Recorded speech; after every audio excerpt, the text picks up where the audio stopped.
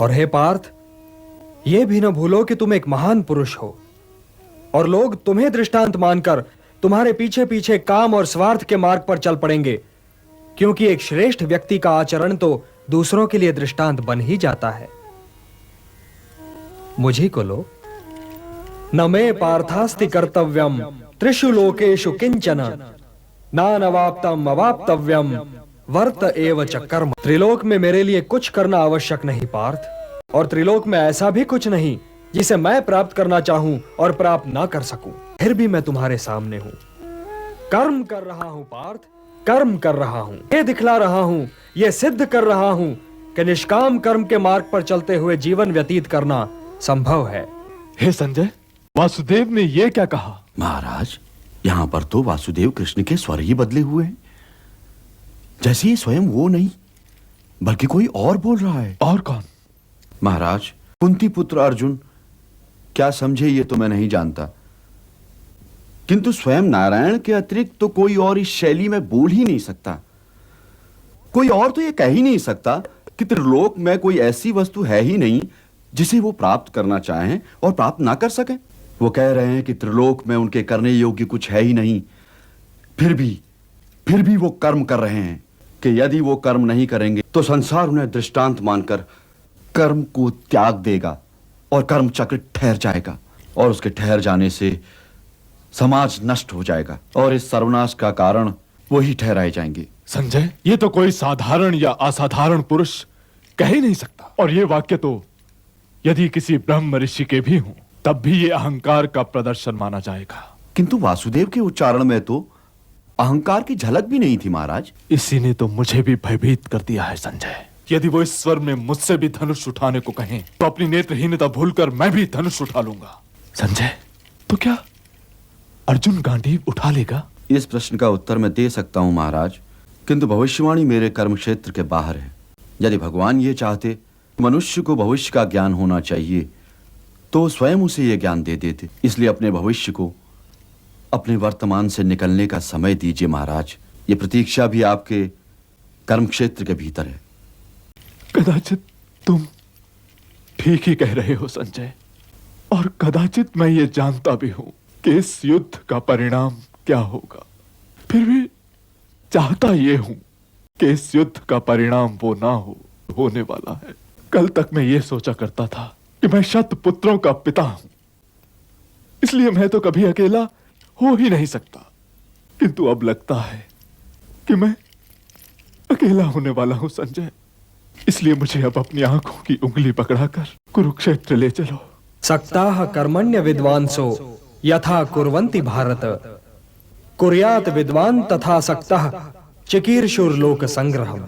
हे भारत, कर्म तो अज्ञानी भी करते हैं, परंतु केवल अपने निहित स्वार्थ की दृष्टि से। ज्ञानी का कर्म तो निस्वार्थ होता है, संसार के संतुलन को स्थिर बनाए रखने के लिए होता है, लोक कल्याण के लिए होता है। इसलिए हे पार्थ, अपने मन पर कोई बोझ न लो, अपना कर्म मुझे अर्पण कर दो और यह धर्म युद्ध करो।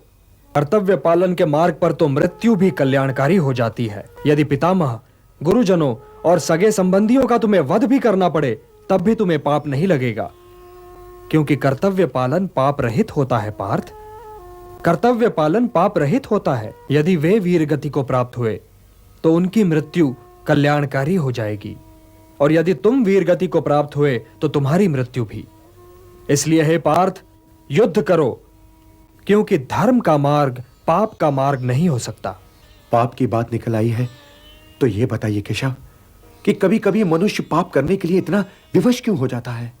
उसे कौन विवश करता है? उसे विवश करती है उसकी वासना, उसे विवश करता है उसका निहित स्वार्थ, से पाप करवाता है उसका क्रोध, उसका मोह।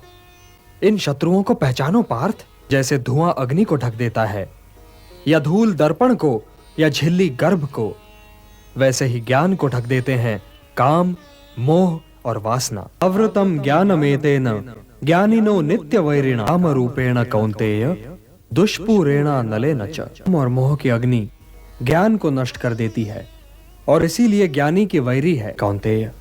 अग्नि को स्वच्छ बनाओ, दर्पण को परिशुद्ध करो, और अपनी इंद्रियों को सौम्य बनाकर ज्ञान और विवेक के इन नाशकों का वध करो। इंद्रियाणि पराण्याहुः इंद्रियेभ्यः परम मनः मनसस्तु परा बुद्धिः यो बुद्धेः परतस्तु सः। हे पार्थ, जड़ पदार्थ से इंद्रियों से श्रेष्ठ है मन, मन से श्रेष्ठतर है बुद्धि, और बुद्धि से भी श्रेष्ठ है आत्मा। तो आत्मा की चिंता करो पार्थ, आत्मा की चिंता करो, और देह, इंद्रियों, मन और बुद्धि से ऊपर उठने का प्रयत्न करो। हे पार्थ, तुम तो मेरे भक्त भी हो और मेरे मित्र भी, इसलिए मैं तुम्हें वो योग बताने जा रहा हूं जो बहुत समय से लुप्त है, परंतु सृष्टि के आरंभ में इसे मैंने ही सूर्य को दिया था, और सूर्य से ये मनु को मिला, और मनु से इक्ष्वाकु तक पहुंचा। सूर्य को दिया था? आपने ये योग सूर्य को दिया था? परंतु हे केशव, आपने आधुनिक काल में जन्म लिया है और सूर्य देव प्राचीन है, तो मैं ये कैसे मान लूं कि सृष्टि के आरंभ में ही आपने ये योग सूर्यदेव को दिया होगा? बोलिए केशव। में व्यतीतानि जन्मानि तव चार्जुन तान्यहम वेद सर्वाणि न त्वं वेत्थ परंतप। हाँ पार्थ, मेरे और तुम्हारे बहुत से जन्म हो चुके हैं, मुझे वो सारे जन्म याद हैं, परंतु तुम्हें याद नहीं है। हे परंतप, वैसे तो मैं अजन्मा हूं, अविनाशी हूं और समस्त प्राणियों का स्वामी हूं, परंतु मैं अपनी प्रकृति को अधीन करके अपनी ही योग माया से प्रकट होता रहता हूं। यदा यदा हि धर्मस्य ग्लानिर्भवति भारत अभ्युत्थानम् अधर्मस्य तदात्मानं सृजाम्यहम् परित्राणाय साधूनां विनाशाय च दुष्कृतां धर्म संस्थापनार्थाय संभवामि युगे युगे। हाँ पार्थ, मैं प्रकट होता हूं, मैं आता हूं। जब धर्म की हानि होती है तब तब मैं आता हूं, जब जब अधर्म बढ़ता है तब तब मैं आता हूं। सज्जन लोगों की रक्षा के लिए मैं आता हूं, दुष्टों का विनाश करने के लिए मैं आता हूं, धर्म की स्थापना के लिए मैं आता हूं, और युग युग में जन्म लेता हूं। वाटरप्रूफिंग नया बिरला ऑफिस। हमेशा वाला लगाना चाहिए था। नए बिरला। हे केशव, धर्म की हानि होती ही क्यों है? धर्म की हानि इसलिए होती है पार्थ कि मनुष्य मोह के बंधन को नहीं तोड़ पाता, कि वो अपने स्वयं से नाता तोड़कर समाज से नाता नहीं जोड़ पाता। हे पार्थ, यदि ऐसा न हुआ होता तो लाक्षागृह दुर्घटना न हुई होती, द्रौपदी वस्त्रहरण न हुआ होता, और कौरव और पांडव सेनाएं यूं आज एक दूसरे के सामने नहीं खड़ी होती। तो क्या द्रौपदी वस्त्र हरण पर मुझे क्रोध नहीं आना चाहिए था केशव? यह निर्णय तो स्वयं तुम्हें लेना है पार्थ, किंतु द्रौपदी वस्त्रहरण केवल तुम्हारी व्यक्तिगत समस्या नहीं है पार्थ। समाज इंद्रप्रस्थ की पटरानी महाराज द्रुपद की पुत्री और पांडवों की पत्नी द्रौपदी के वस्त्रहरण पर चुप रह गया, वो समाज भला किसी साधारण नारी के मान सम्मान की क्या रक्षा करेगा? द्रौपदी वस्त्रहरण एक सामाजिक समस्या है पार्थ, एक सामाजिक समस्या है, और यह तुम्हारा कर्तव्य है कि तुम उन शक्तियों को नष्ट करने के लिए युद्ध करो जो किसी द्रौपदी का वस्त्रहरण कर सकती हैं। शक्तियां समाज की शत्रु हैं पार्थ। महापुरुष इस युद्ध में उन शक्तियों के पक्ष में हैं, उनके पक्ष में युद्ध करने आए हैं, उनसे युद्ध करने में भी संकोच न करो। अपने व्यक्तिगत क्रोध और व्यक्तिगत मोह के बंधनों से मुक्त होकर लोक कल्याण के लिए युद्ध करो पार्थ, यही तुम्हारा परम कर्तव्य है। मुझे देखो पार्थ, समाज और उसके वर्णों को गुणों और कर्मों के आधार पर स्वयं मैंने रच तो दिया, तो इस समाज रचना का फल मैंने कभी नहीं चाहा, इसीलिए कर्ता होते हुए भी मैं अकर्ता हूं। इस रहस्य को समझे पार्थ, वो कभी अपने कर्मों में लिप्त नहीं होगा। हम कर्माणि लिम्पन्ति न मे कर्म फले स्पृहा इति माम यो भी जानाति कर्म भी न स बध्यते। कर्म फल की इच्छा नहीं है, जब ही तो कर्म मुझे दूषित नहीं कर पाते। तुम भी निष्काम कर्म करो पार्थ, और अपने कर्म पर अपने निहित स्वार्थ की छाया न पड़ने दो। हे भारत, अकर्म और विकर्म के अंतर को समझो। और कर्म, अकर्म और विकर्म में क्या अंतर है केशव? कर्म तो कर्म है ही, किंतु जो कर्म कर्म फल की आशा से मुक्त होकर किया जाए वो अकर्म है, और जो कर्म व्यक्ति और समाज के हित में न हो वो विकर्म है, निषिद्ध है। कर्म अकर्म से श्रेष्ठ है, कर्ता अकर्ता से श्रेष्ठ है। और हे पार्थ, जो अकर्ता है, जो कर्म फल की इच्छा से मुक्त है, वही ज्ञानी है, वही बुद्धिमान है और वही कर्मयोगी है। उसके लिए उसका कर्म ही कर्म फल भी है, और इसीलिए वो एक कर्म के पालन के उपरांत कर्म फल की प्रतीक्षा में नहीं ठहरता, बल्कि दूसरे कर्म की ओर बढ़ जाता है। उसके ज्ञान की अग्नि मोह, क्रोध, द्वेष, आकांक्षा, लाभ, हानि, सुख और दुख के मैल को जलाकर उसके कर्म को शुद्ध कर देती है, और उसका कर्म अकर्म बन जाता है, और वो कर्ता से अकर्ता।